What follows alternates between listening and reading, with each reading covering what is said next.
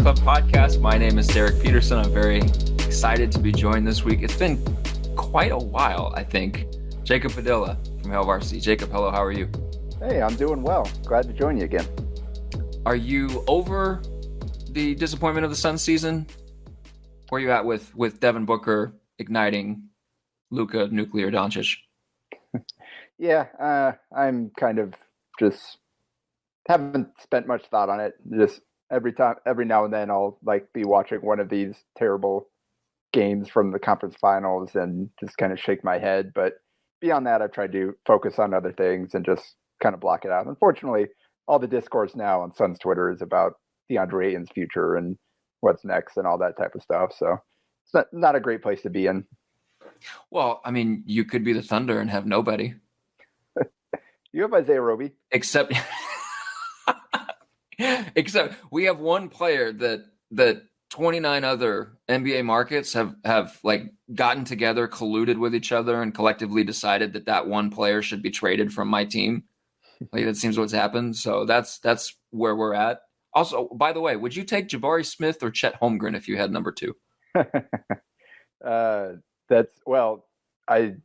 don't think you have the choice because I think one of them is going number 1. So, yeah, take whoever's left. Okay, better question. Would you take Paolo over one of those 2?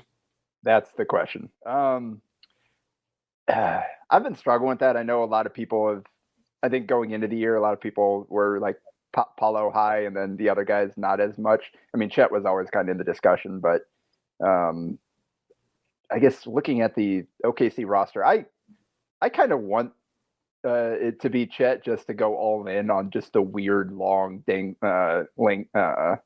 gangly wings and just play him and Poku and Roby or Baisley or play all these guys together with Shea in the backcourt. Just go all in on weird basketball. Yeah, Giddey fits that. Exactly. Fits that same mold as well. I'm so out on Poku. I'm so ready. I know. With Poku, I'm done with the Poku experience.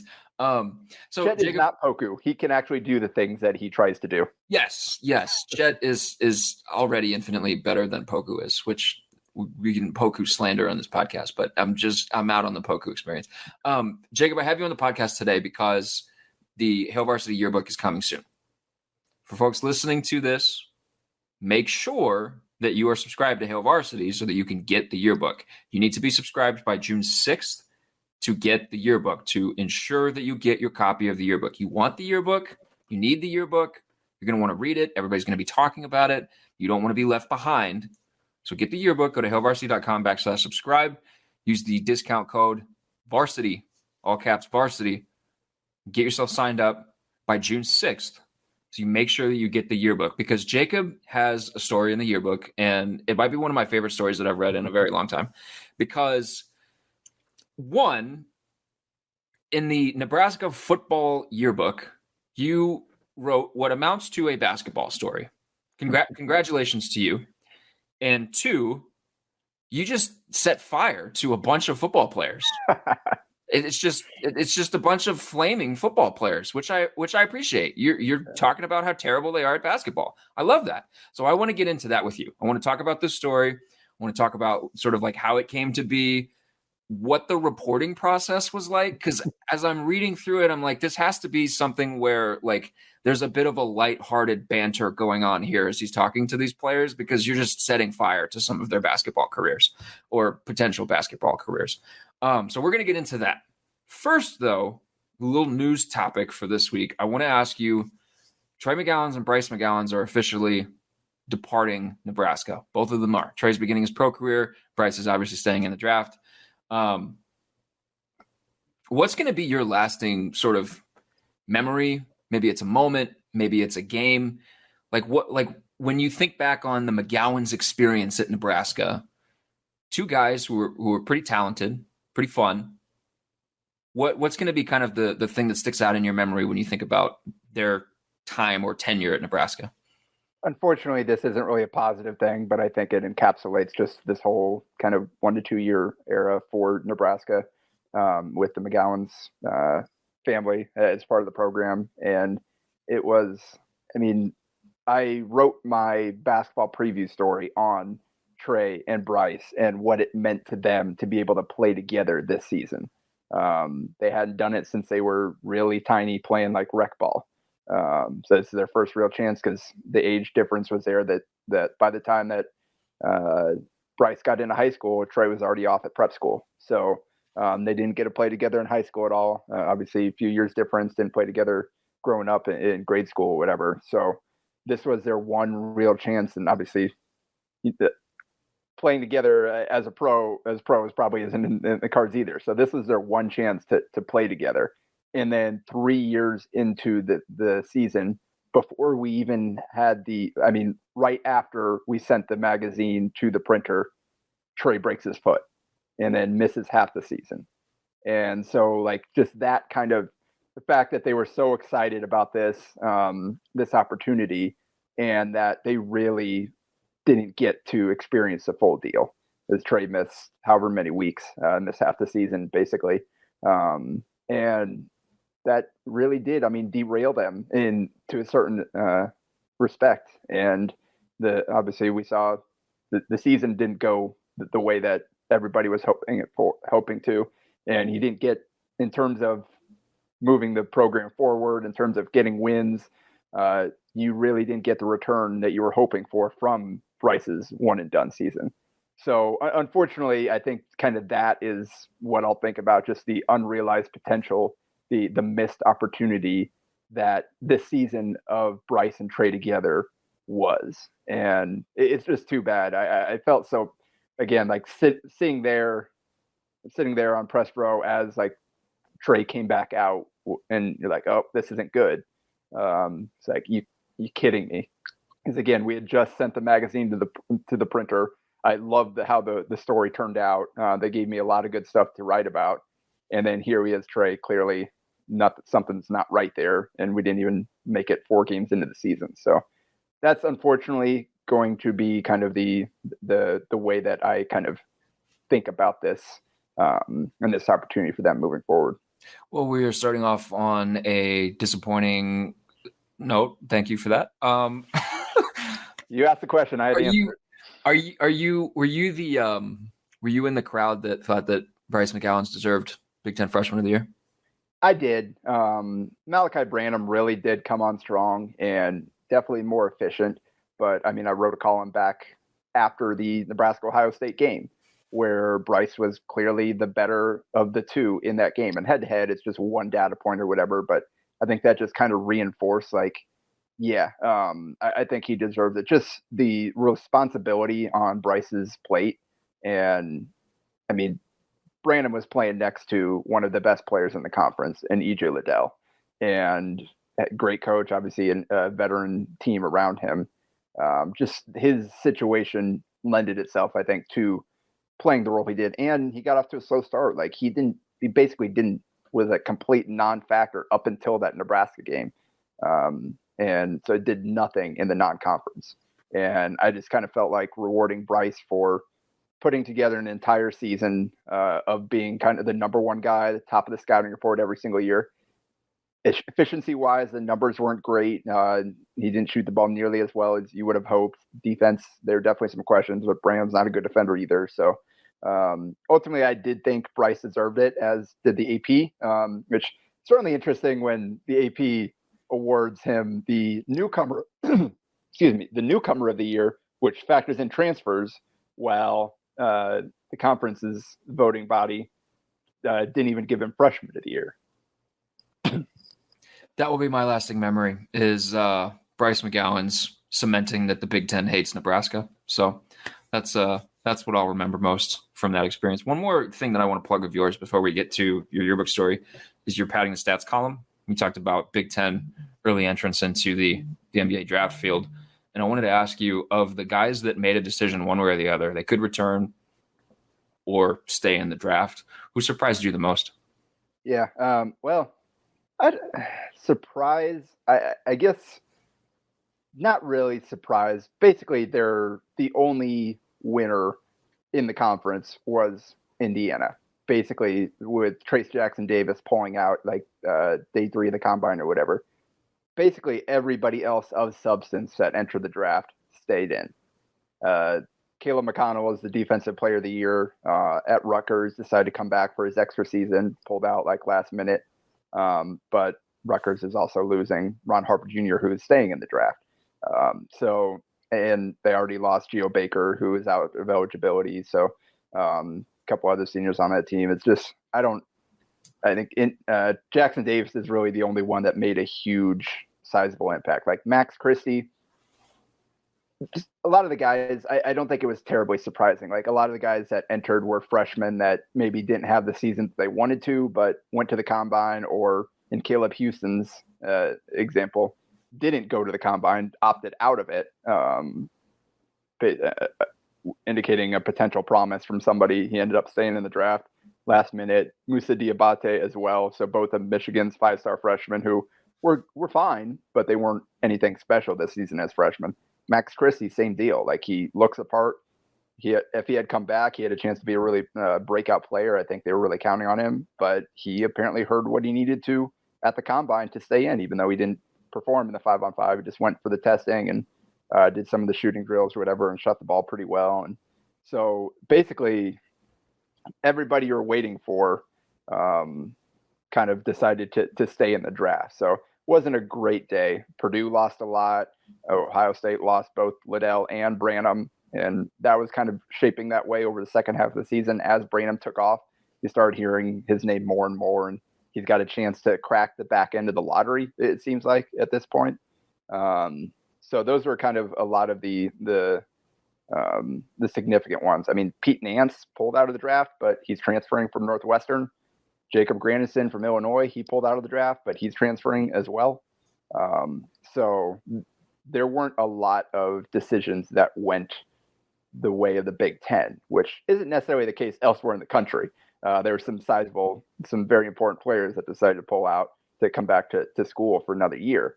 But the Big Ten was not really the beneficiary of that outside of Trace Jackson Davis, and Indiana bringing back Jackson Davis, bringing back, I think they had 3 seniors that decided to come back for an extra season, and then they signed a top 10 recruiting class. So big year coming up for Mike Woodson. He's got a stacked deck here, and we'll see what he can do with it.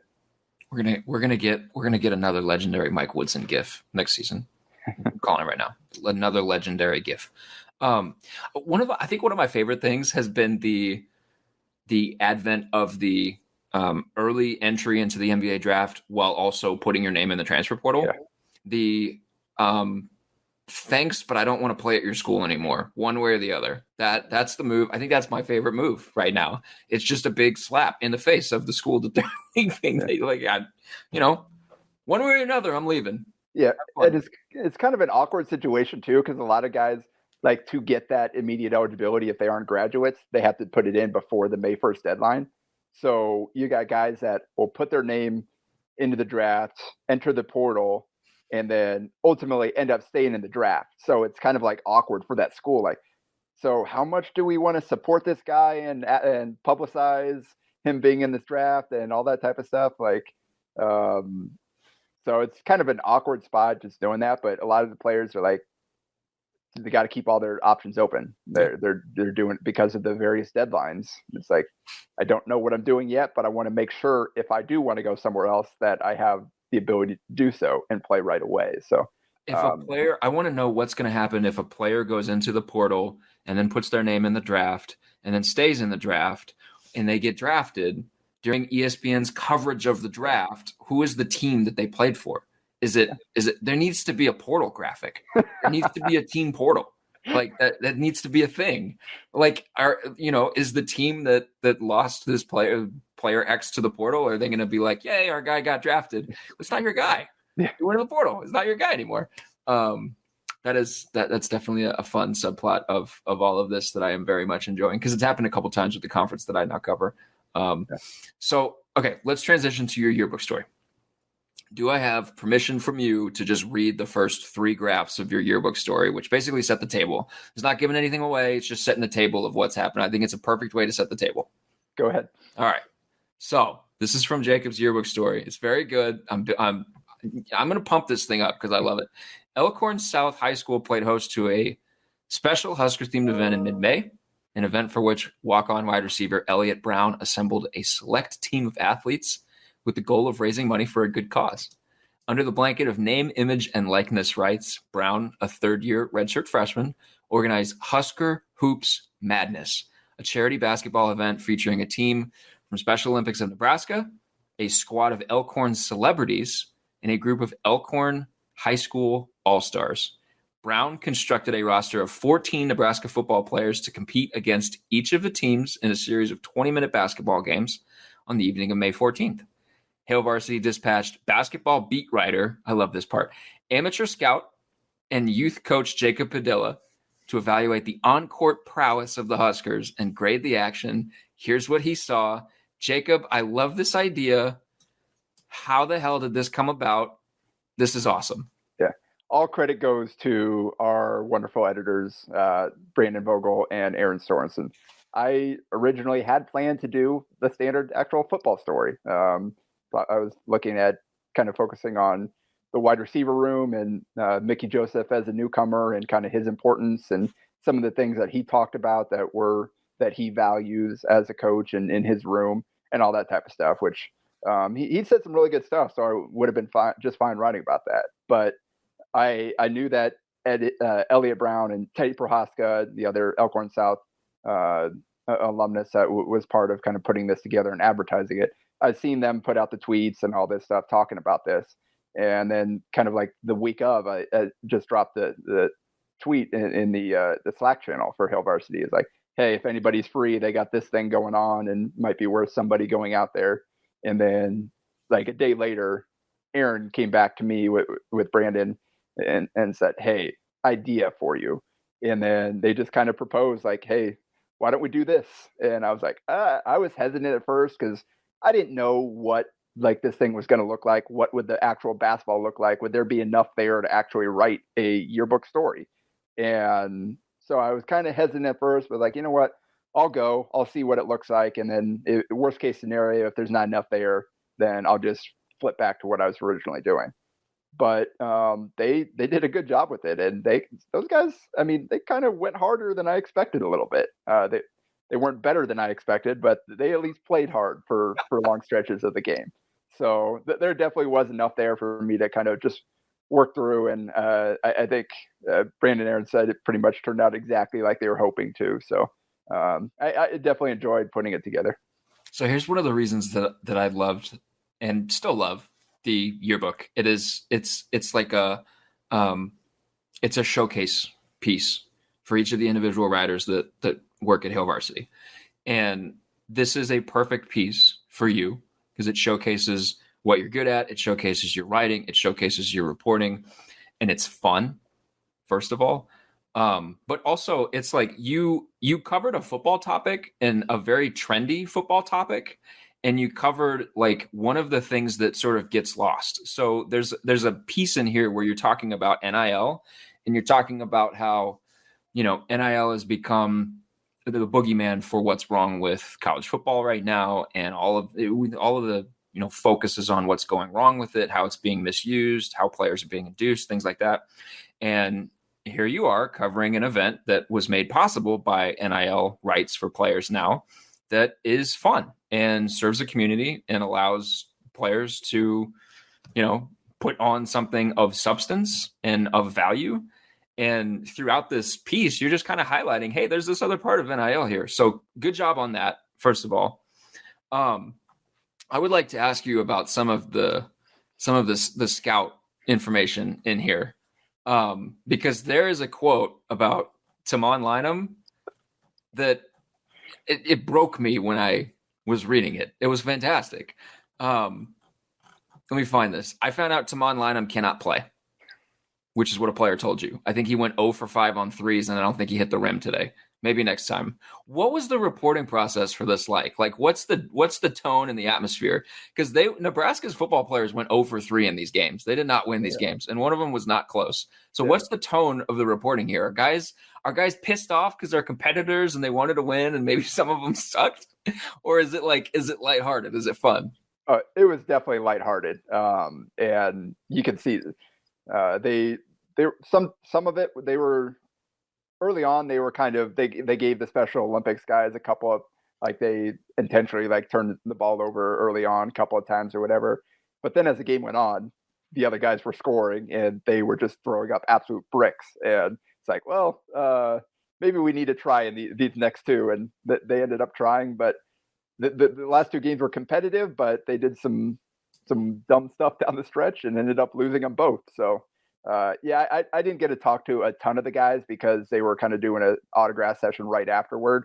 But went and talked to, the quote you read was from Phelan Sanford, who dude is an athlete. Like he you could definitely tell he's a little rusty. He was a really good basketball player in high school at Dundee County Stratton. But he hadn't touched a basketball since high school competitively, basically. So the jumper wasn't really there, but he one of the highlights just kind of in transition, just go wet up in the lane, 2 feet, 2 hands, like threw down a dunk. Almost got an alley-oop off the glass down. What kind of got it just off the back of the rim, but yeah, I asked him about standouts one way or the other, and his answer was, "Well, I found out that Taman can't play." And I don't know if you'd notice this. I did not list a position for Taman. Everybody else got guard, forward, center, whatever. I did not even think that he deserved a position because he's just not a basketball player. So wow, okay, yeah, stick to cornerback. Taman Lynham. Stick to football. Yes, very much so. Who was the?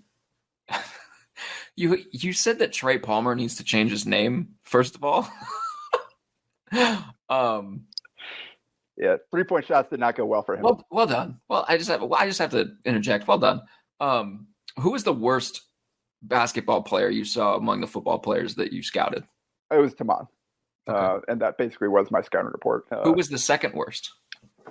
That is a tough one because there were a lot of guys that were similarly bad. Let me just look at here. Yeah, a few guys actually did some stuff, but Trey is probably up there. I think Alante Brown actually kind of wrote in there. He tried to like be the point guard and handle the ball and like set guys up and run the offense and all that, like directing traffic and all that. But it didn't end well. I don't think he scored. I don't think he had an assist. So mostly it just ended poorly when he tried to do something.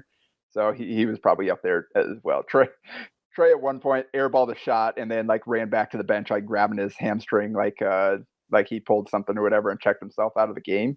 So that's kind of the way things were going.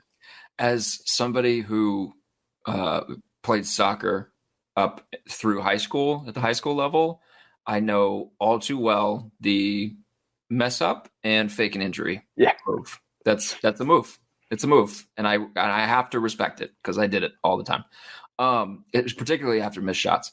It is interesting that, and maybe I'm off, but I found going through your piece that most of the skill position guys who are going to be pretty cocky about their athletic ability were not very good. And some of the like guys that are going to make their name on special teams, some of the less glamorous positions were guys that actually surprised you and had some nice things to say about them. Is that fair to say?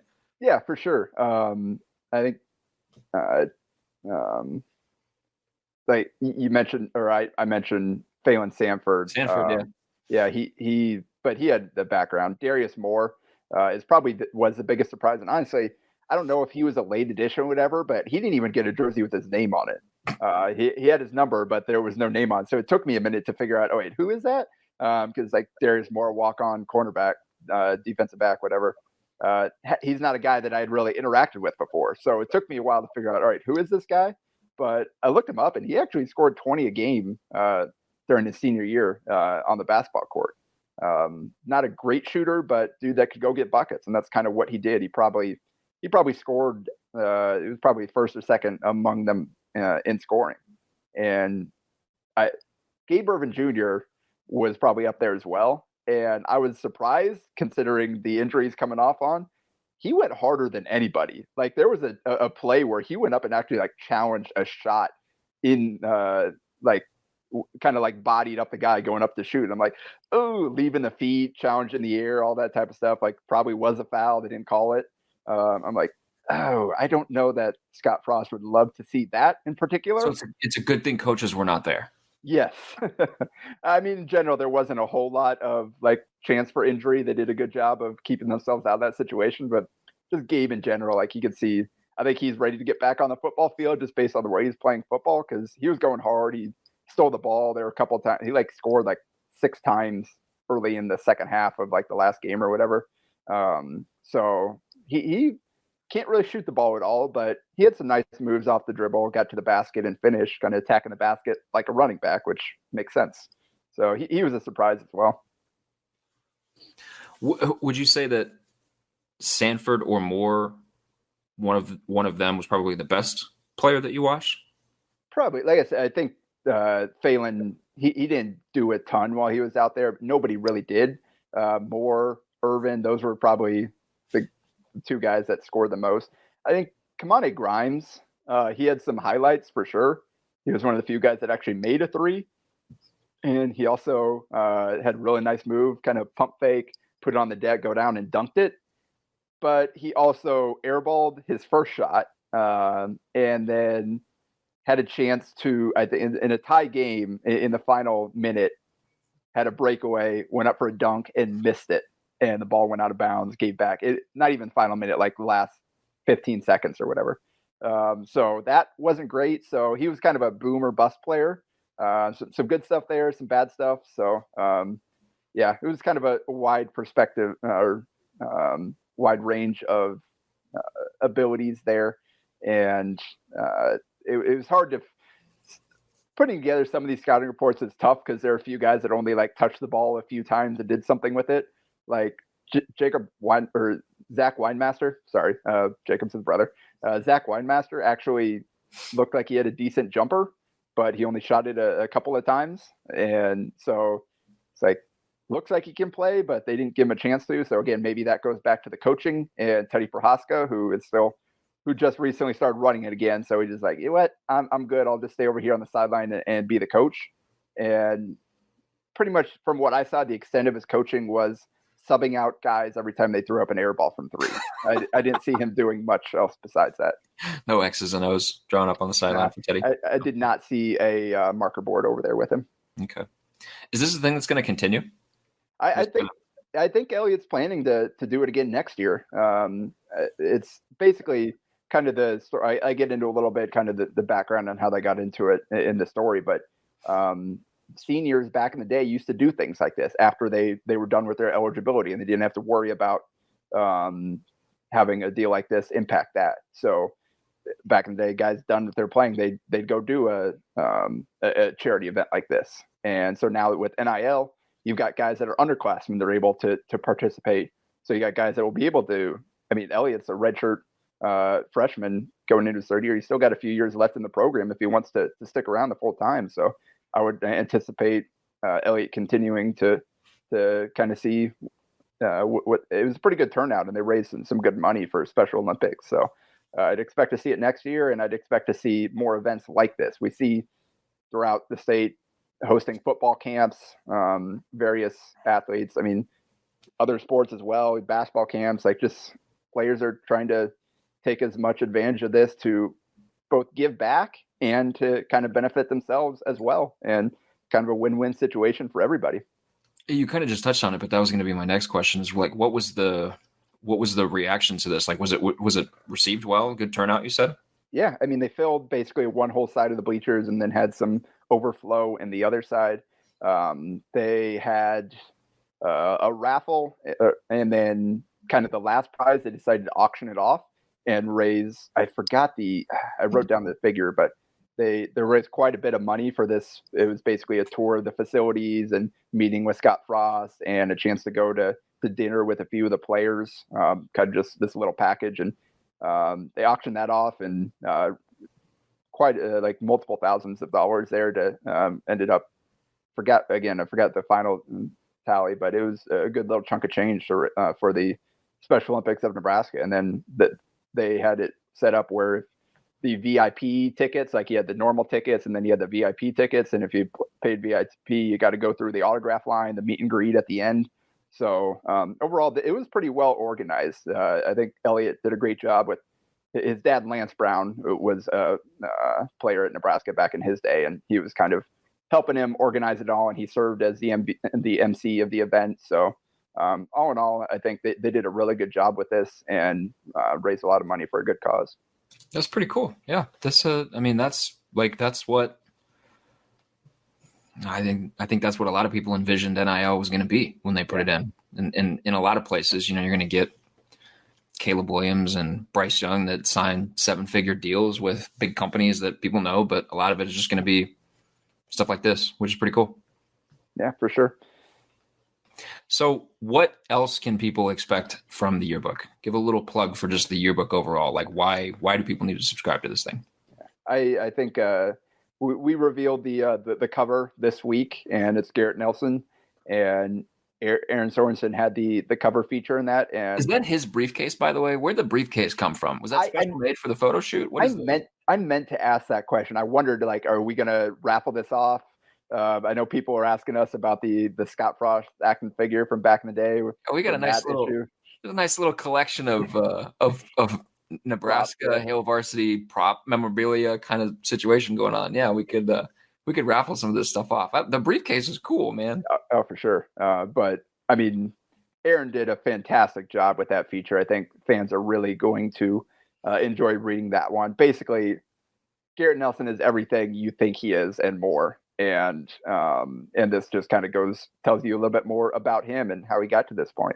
And then everybody else, I mean, we've got features from everybody here. Like you said, this really provides the opportunity for each of us to kind of show our own personality in our writing and pursue topics that really caught our interest. And Drake Keeler's got a piece in here too, our intern who just graduated from Nebraska, and kind of more of a personal reflection.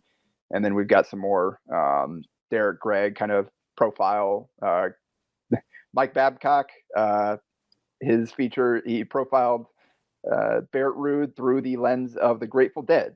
So if you are not excited to read that story, after that, I don't know what to tell you. If you know Mike, he is a complete deadhead, and so is Barrett Ruud. So that was a really fun one. And then everything else is just the comprehensive. Every time he wore the shirt to availability, Barrett Ruud said something. I'm sure he did. I think it was almost every time. If not every time, it was almost every time. Yeah. Yeah. So that was a fun one. And then beyond that, just comprehensive preview of everything you need to know going into the season. We break down the roster in depth, position by position. Brandon does a great job as always previewing all of the opponents. And then we've got some other stuff here and there, and it's all tied together with the photography, which is outstanding as usual. I mean, they did a great job with the cover shoot. The images of Garrett are really cool. And then kind of mixing some stuff throughout beyond that. Again, June 6th. You got to be subscribed by June 6th so you can make sure that you get the yearbook. Is there like a publicly known date that this thing is going out to people? Or is that state secrets at this point? It is going to let's see. Put me on the spot here. I am putting you on the spot. Yeah, I do not have the date written down, but it'll be here coming up in a couple of weeks again. It's soon, yeah. Guys. So June 6th. We're going to the printer here coming up on Monday. Okay. So we're kind of in the final stretch here. We're knocking out these edits, making sure everything's perfect, and we will be sending the printer soon. So within a couple of weeks, it should be 2-3 weeks here. Should be starting to hit newsstands, I would think. Jacob and I are recording this on Thursday, June 2nd. I don't know when you are listening to this. Hopefully it's Friday when this comes out, like Friday or Saturday. Hopefully before June 6th. Hopefully before June 6th. If it's before June 6th, you don't have very long. Make sure that you get subscribed. HailVarsity.com/subscribe. Use the code Varsity. Jacob, you wanted to say one more thing? Yeah. In addition to the yearbook, you get the rest of the issues plus access to all our premium content on the website. So yep. It's a really good deal, I would say. You get to read all of Jacob's stuff all the time, which I would highly recommend. It's excellent. I appreciate it, buddy. So, Jacob, I'll let you get back to your day. Thank you for coming on this podcast. It was fun to talk to you. Thanks for having me. I'm very looking forward to reading your story. I think everybody else is going to love it. Excellent work, as always. The whole team over there did good stuff. I'm very excited to read about Garrett Nelson and everything else. I want the suitcase. So if we get into like a raffle situation, if we get into any kind of situation where that suitcase becomes available, I got to have first dibs. We're going to backdoor some stuff here. So I want that suitcase. Yeah. I'll send my people to your people. We'll be back next week with another episode. In the meantime, keep reading HailVarsity.com. Like I've said multiple times throughout, subscribe to Hail Varsity. And yeah, shouts to Cam for producing this episode every week. Shouts to Jacob for coming on. Shouts to you guys for listening, or if you're on the YouTube page, for watching. It's kind of new and cool and fun. My wife isn't sneaking through the background anymore, which is nice. We got that figured out. We will be back next week with another show. Thanks, guys.